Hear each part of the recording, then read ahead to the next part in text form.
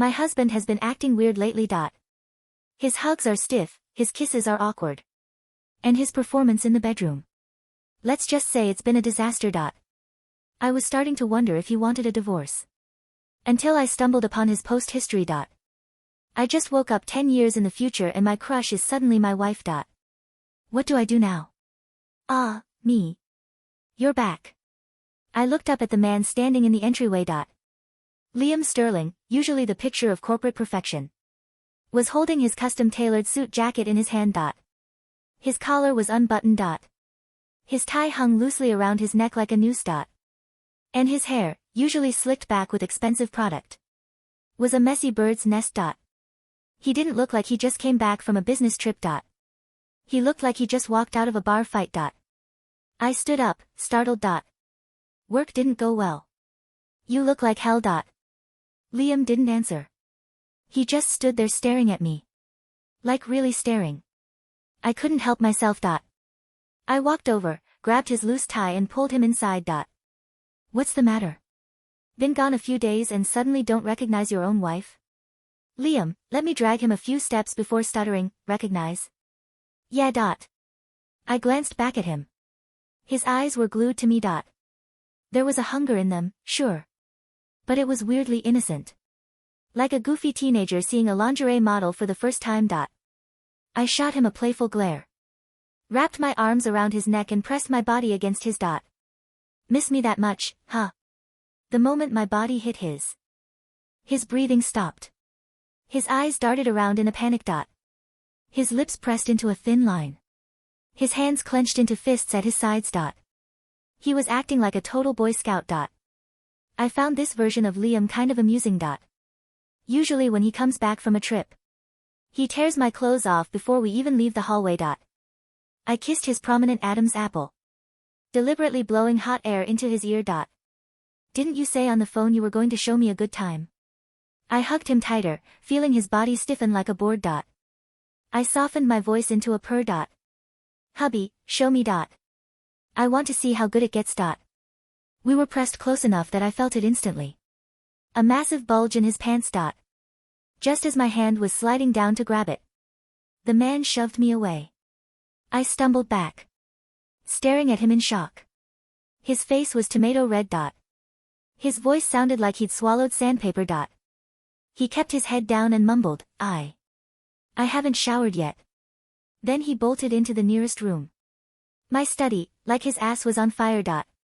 I was left standing there completely dumbfounded. Rejected by my own husband. I curled up on the sofa, fuming. Usually he's the one complaining. I don't initiate enough. One time I throw myself at him. He runs away. What the hell holds that kind of grudge? I was angrily plotting to give him the silent treatment for a week, when I heard a noise. The study door creaked open. Liam peeked out, checked for me, and then snuck into our bedroom like a thief in the night. I raised an eyebrow. Even though I was pissed, I followed him. Just as I entered the bedroom, Liam darted into the ensuite bathroom. The sound of the shower started up immediately. He was definitely hiding. I sighed, accepting my fate, and walked over to the bathroom door. I turned the handle, locked. He actually locked the damn door. Now I knew he was dodging me. The real Liam never locks the door. Hell, usually if he's taking a bath, he's inviting me in. Chloe, babe. Sure you don't want to hop in. Standing outside the door, I started second-guessing myself. Was I too aggressive earlier? But compared to what Liam usually does to me, that was G-rated. Every other time it's rough, kissing, grabbing, throwing me around until I can't walk straight. What gives? Make the first move and suddenly I'm toxic waste. I got madder. I decided to wait him out and give him hell.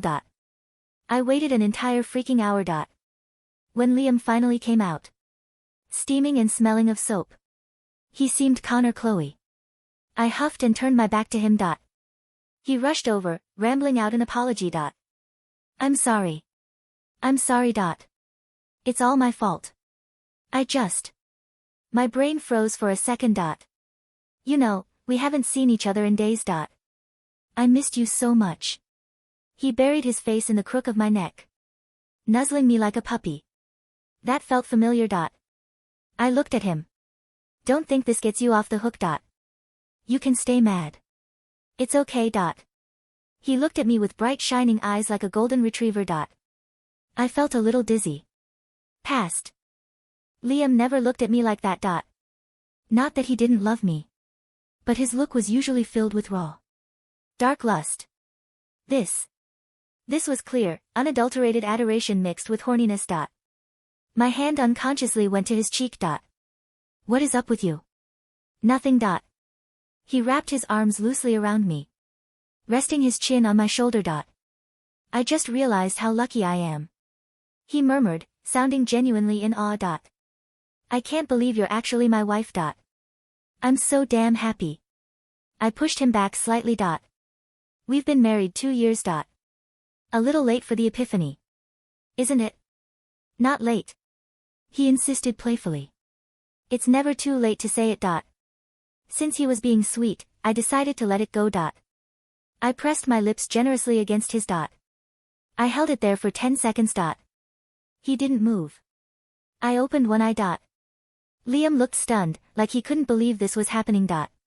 He looked torn between wanting to devour me and being terrified to move. I mumbled against his lips. Gonna kiss me back or what? Yeah, yes, kissing. Suddenly, Liam started sucking on my lips awkwardly. It was like he just discovered mouth-to-mouth combat. He started kissing me with zero technique. I closed my eyes trying to enjoy it, but felt off. Seriously. It was like kissing a virgin. The guy didn't even know how to breathe. I opened my eyes seeing the pure excitement on his face. I didn't have the heart to stop him. Whatever. Even a sloppy, messy kiss is still a kiss. I graciously forgave Liam for his freak out. But he stayed weird. The weirdest part. He stopped touching me. This was bizarre. Since the wedding, the man had never gone a week without sex. Suddenly he was acting like a monk. We lay in the same bed. I scooted close to him. His breathing got heavy, but he didn't touch me. I hugged him. He got hard as a rock. But he didn't touch me. It was like he was practicing some ninja discipline, guarding his virginity for a higher calling. Frustrated by the sudden marital drought, I called my best friend, Zoe. I tried to keep it casual, but she noticed. Why hasn't Liam blown up your phone yet? Zoe laughed, sipping her martini. Usually he's blasting you with texts whenever you're out. Trouble in paradise. I pursed my lips and glared at my drink. He doesn't like me anymore. Stop it, Zoe scoffed. Anyone with eyes can see he's obsessed with you. So I told her everything about his recent odd behavior, emphasizing his sudden vow of chastity. Why would he do that? He practically sleeps in the guest room in spirit. I took an angry gulp of wine. It's like he's afraid of my vagina. Maybe it's medical. Zoe tried to comfort me. Maybe he has, a problem down there. No way. I countered. I felt it. The machinery works fine. He'd rather suffer with blue balls than touch me. He went to Mexico for that trip, right? Zoe lowered her voice. That place gets wild. Maybe he got hurt or caught something and he's afraid to tell you. She nodded sagely. He delayed his return by 2 days, right? Maybe he was in a hospital. That would explain why he's dodging you. You think so? I'd bet money on it. Listening to Zoe, my anger turned to worry. I wanted to go home, strip him naked and inspect him for damage. I got home past 11 p.m. Liam was sitting on the couch looking pitiful. He rushed over when I walked in, then frowned. You've been drinking, I thought. If you're so worried, why didn't you call? I pushed away his helping hand, but he stubbornly grabbed me and carried me to the sofa. Then he ran to the kitchen and brought me honey water. I stared him down. Are you hurt? He shook his head, looking confused. No, take off your shirt. His face exploded into a blush. His fingers fidgeted with the hem of his pajamas. lifting it an inch, then dropping it. I frowned at his hesitation. What, you too shy to show me your ABS now? He bit his lip and pulled the shirt off. His body was perfect, lean muscle. Magazine cover material, no scars. No bandages. I glared at his belt line. Pants off. What? Take them off. He awkwardly shimmied out of his pants. I looked at him standing there in his boxers. His skin flushing pink. I couldn't take it anymore. I pushed him back onto the sofa. Pinned him down by his shoulders and demanded, Liam. What is your malfunction? He looked shocked and coy. I don't have a malfunction. Then prove it. I leaned in close. Whispering dangerously, don't make me look down on you. Liam looked up at me. His Adam's apple bobbed as he swallowed hard. Just when I thought he was going to chicken out again. His hand grabbed the back of my head and he kissed me ferociously. The kiss wasn't the practiced, commanding assault I was used to. It was chaotic. It was desperate. It was the kind of kiss that tasted like he was trying to memorize the flavor of my mouth because he thought he'd never taste it again. Liam's hands, usually so possessive and firm, were trembling against the back of my neck.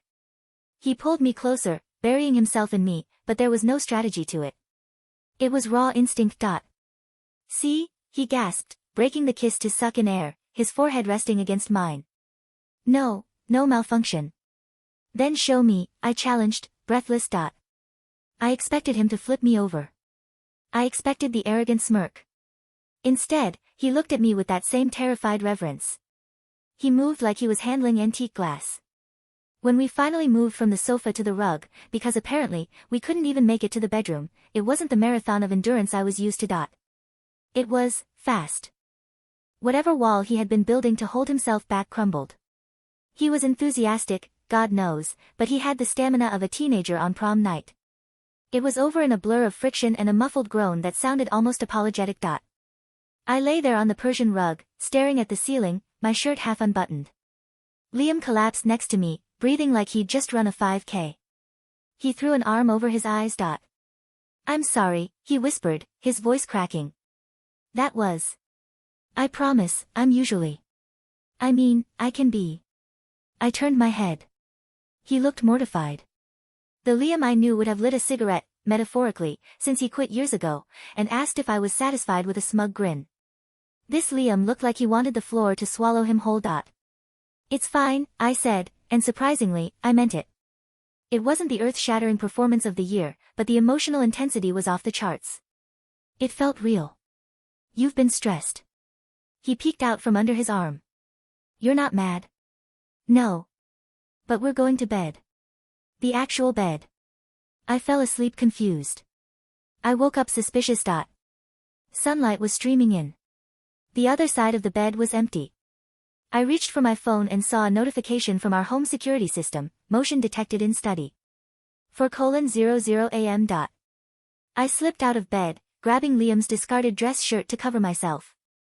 I crept down the hallway. The study door was ajar. I could hear the click-clack of a keyboard. I pushed the door open silently. Liam was hunched over his laptop, scrolling furiously. He wasn't looking at stock markets or emails from Tokyo. He was on a forum. The screen was reflected in the glass of the window behind him. I squinted. It looked like Reddit. I stepped into the room. Liam. He jumped so hard he nearly knocked his ergonomic chair over. He slammed the laptop shut. Chloe. You're awake. What are you doing?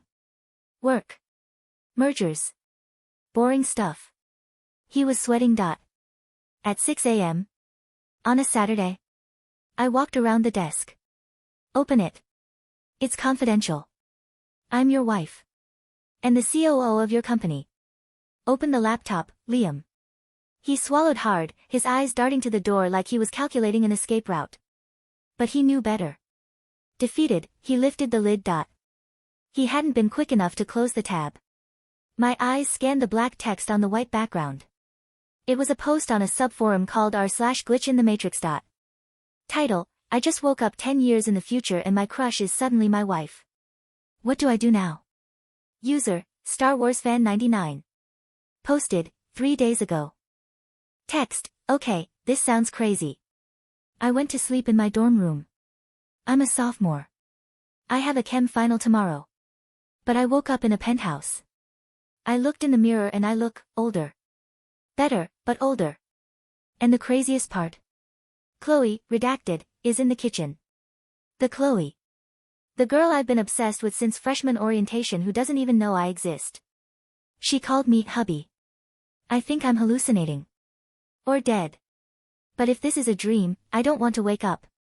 Except, she expects me to be this rich CEO guy and I don't know how to tie a tie. Help. I read it 3 times. The room went dead silent. I looked at Liam. He wasn't looking at me with the cold, calculating gaze of Liam Sterling, the corporate shark. He was looking at me with the terrified, wide eyes of a 19-year-old boy who just got caught stealing liquor from his dad's cabinet. Star Wars fan 99. I asked, my voice flat. He winced. It was the only username available. Liam, I said slowly. What is this? He slumped in the chair, putting his head in his hands. I don't know, Chloe. I swear to God, I don't know. Last thing I remember, I was studying for OChem in Halliburton Hall. I fell asleep on my textbook. Then I woke up here. 3 days ago. He looked up, tears brimming in his eyes. I'm 19, he whispered. I don't know how to run a company. I don't know how to drive that Porsche in the garage. And I definitely didn't know how to do that stuff we did last night. Not well, anyway. I sat on the edge of the desk. The world was tilting on its axis. You're telling me you are my husband from 10 years ago? I'm not your husband yet, he corrected earnestly. In my head, you're Chloe, the girl who sits in the 3rd row of macroeconomics. The one who wore a blue sweater on Tuesday and I almost walked into a poll watching you laugh. The memory hit me like a physical blow. I did have a blue sweater. I did take macroeconomics sophomore year. And there was a lanky, shy kid who sat in the back. Liam. I whispered. You had braces. He rubbed his teeth with his tongue. Yeah. Those are gone. That's a plus. The initial shock lasted about an hour. The reality of the disaster we were facing took about 10 minutes to set in after that. Okay, I said, pacing the living room while young Liam sat on the couch holding a mug of cocoa I made him. He looked bizarrely wholesome in his expensive silk pajamas. We have a board meeting on Monday. I can't go, he said immediately. I'll throw up. You have to go. You are the CEO. I'm a sophomore. My biggest stress is wondering if my fake ID will work at the Rusty Anchor. I pinched the bridge of my nose. Okay, listen to me. We are going to roleplay. I need to know exactly how much you know. About business? About us? About your life? He hesitated. I know you like vanilla lattes. I know you want to work in fashion marketing. I'm the COO of Sterling Tech now, Liam. Plans changed.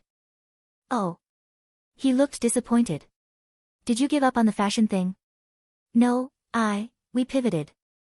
It's a long story. I stopped. Wait. You said you've been obsessed with me since freshman orientation. He turned that tomato red color again.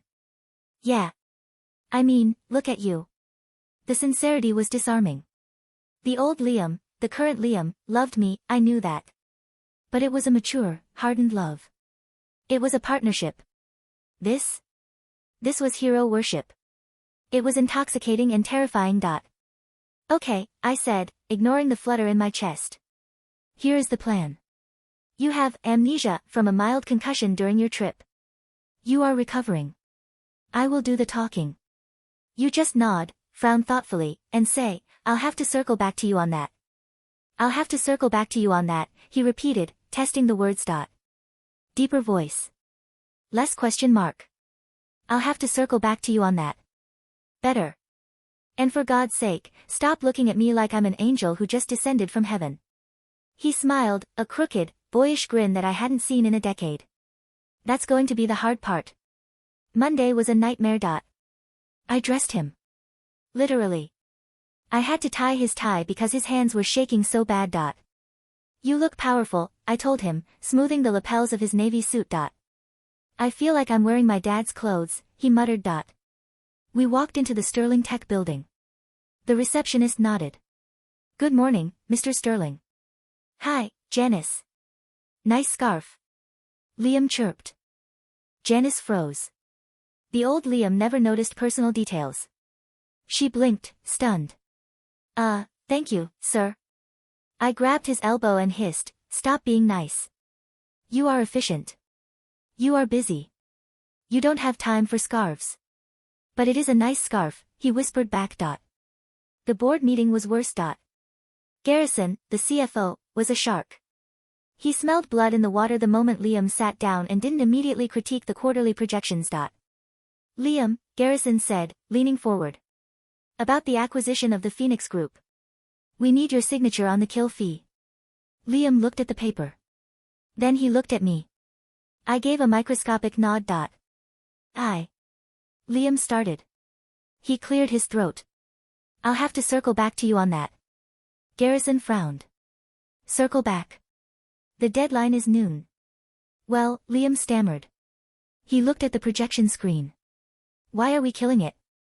The room went silent. Excuse me? Garrison asked. The Phoenix Group, Liam said. He was remembering something I told him in the car. They make solar batteries, right? For developing nations. They are a drain on our resources, Garrison snapped. Profitability is down 4%. But. Liam looked at the graph. They're helping people. Isn't that good? Garrison looked at me. Has he been drinking? I stood up. Liam is looking at the long-term optics, Garrison. Sustainability is the future. We're reviewing the portfolio. I dragged Liam out of the room before he could suggest we donate our profits to charity. Back in his office, I slammed the door. You almost blew it. Isn't that good? Liam, we are a corporation, not a bake sale. He sat on the edge of the massive mahogany desk, dangling his legs. But why do we have to be mean? I looked at the numbers, Chloe. We have so much money. Like, stupid money. Why can't we keep the solar battery guys? Because. I stopped. Why couldn't we? Old Liam would have said, shareholder value. Old Liam would have cut the cord without blinking. But this Liam was looking at me with those honest, golden retriever eyes, genuinely confused why being rich meant being heartless. We'll talk about it, I sighed. Just, sign the papers I give you. 2 weeks passed. It was the strangest 2 weeks of my life. I was living with a stranger who wore my husband's face. And I was starting to like him. Old Liam worked until 9 p.m. Young Liam was waiting by the door at 5:30 p.m. like a puppy. Old Liam ordered healthy, tasteless meals. Young Liam wanted pizza and watched movies on the couch with his head on my lap. Old Liam bought me diamond earrings for my birthday. Young Liam left sticky notes on the bathroom mirror that said, "You look pretty today," and, "Good luck with the presentation." I came home one Tuesday to find the kitchen a disaster. Flour everywhere. What happened? I asked, dropping my bag. Liam emerged from the pantry, covered in white powder. I tried to make those cookies you like. The oatmeal ones? I remember you eating them in the quad before Psych 101. He held up a plate of burnt, misshapen lumps. I burned them, he admitted. I still don't understand how your oven works. It has Wi-Fi. Why does an oven need Wi-Fi? I looked at the cookies. I looked at him. The old Liam hadn't cooked for me in 5 years. I walked over, took a burnt cookie, and bit into it. It tasted like charcoal and too much salt. It's delicious, I lied. He beamed. Really? Yeah. I brushed some flour off his cheek. My hand lingered there. He leaned into my touch, closing his eyes. I love you, Chloe, he whispered. I know I'm not the guy you married. I know I'm just a kid who doesn't know how to drive a stick shift or run a meeting.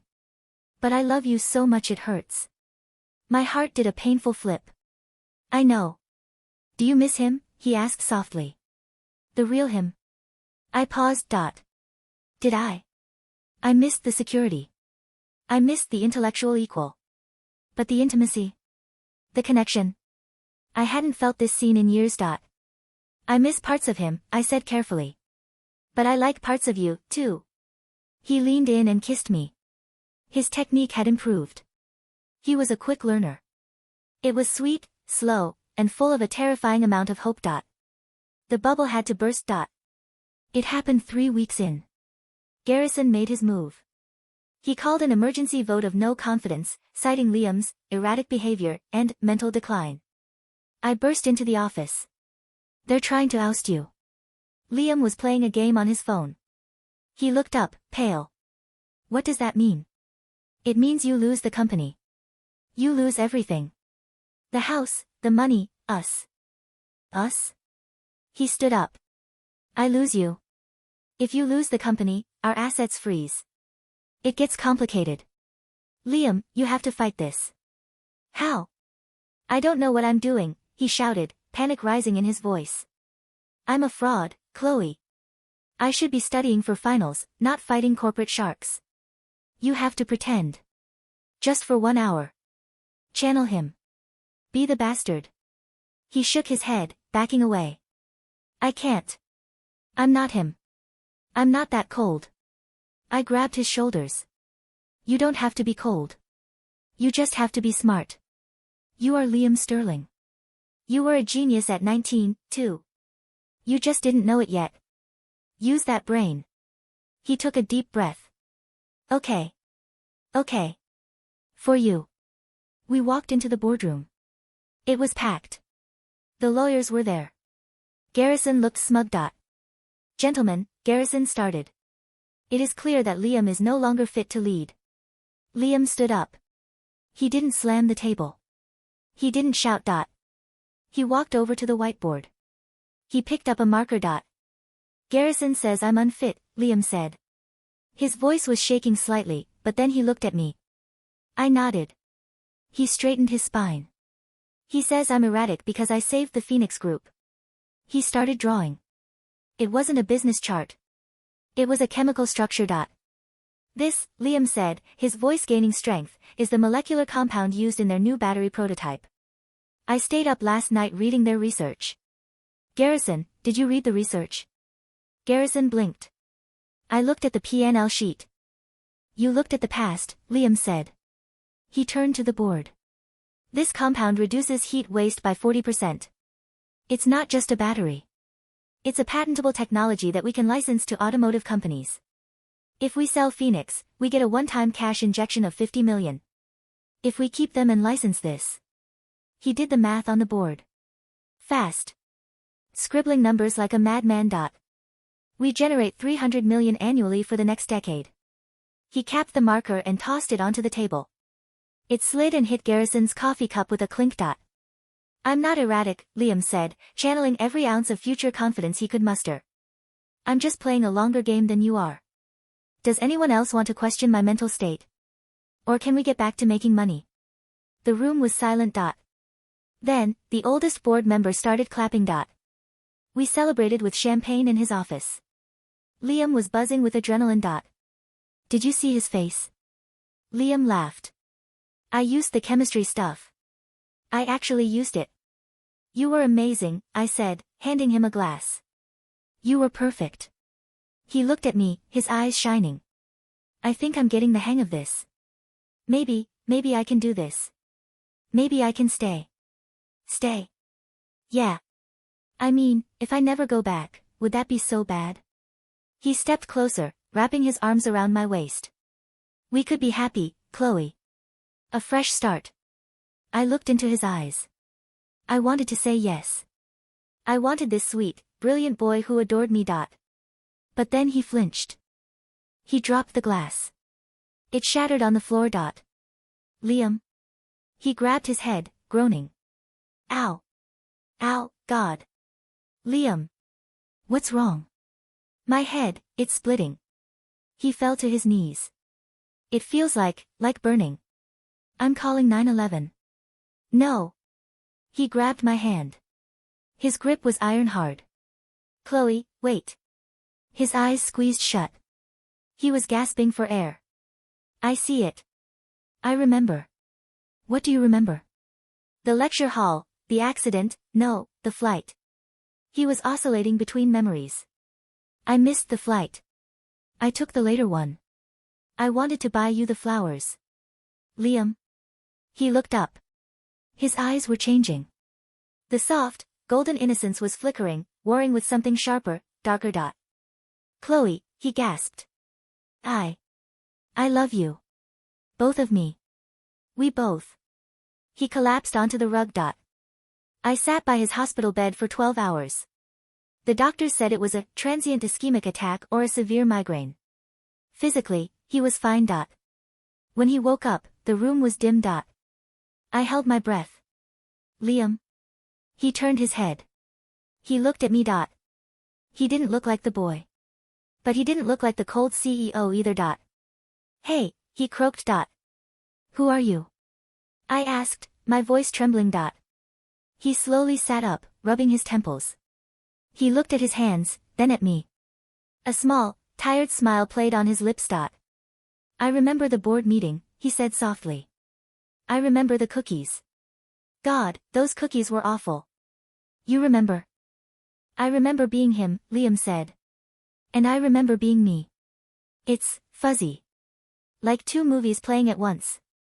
He reached out and took my hand. His grip was firm, assured, the grip of a man. But his thumb caressed my knuckles with a tenderness that belonged to the boy. I was so lost, he admitted, looking down. Before this happened. The last few years. I got so obsessed with building the empire, I forgot why I built it. He looked up, and I saw tears in his eyes. I built it for you, Chloe. I wanted to be the man you deserved. I wanted to impress the girl in the blue sweater. Somewhere along the way, I just turned into a machine. And now I remember how it felt to look at you for the first time. I remember the hunger. The fear. He laughed dryly. And I remember how to listen to you. He pulled me onto the bed. It wasn't a demand, it was an invitation. I don't want to be the Boy Scout anymore, he whispered against my ear. But I don't want to be the asshole either. I want to be the husband you actually like. I ran my fingers through his hair, messy, no product, just how the younger him wore it. I think I can work with that, I said. He kissed me. It wasn't the clumsy kiss of the teenager. And it wasn't the routine kiss of the CEO. It was a fusion. It had the technique of a master, but the passion of a first love. It was electric. By the way, he murmured, pulling back just an inch. I think we should keep the Phoenix group. The kid was right. The chemistry is solid. I smiled, resting my head on his chest. I'll circle back to you on that. Life didn't go back to normal. It got better. Liam stopped wearing ties on Fridays. He started coming home at 6 o'clock. We fired Garrison, that was satisfying. Sometimes, I catch him looking at me across the dinner table with that goofy, bewildered look, like he can't believe I'm real. And sometimes, in the bedroom, he takes charge with a confidence that makes my toes curl. He never posted on Reddit again. But I kept a screenshot of that post on my phone. I just woke up 10 years in the future and my crush is suddenly my wife. Every time we fight, or work gets hard, I look at it. It reminds me that somewhere inside the man in the custom suit is a 19-year-old boy who thinks I'm the greatest thing that ever happened to him. And honestly, he's right.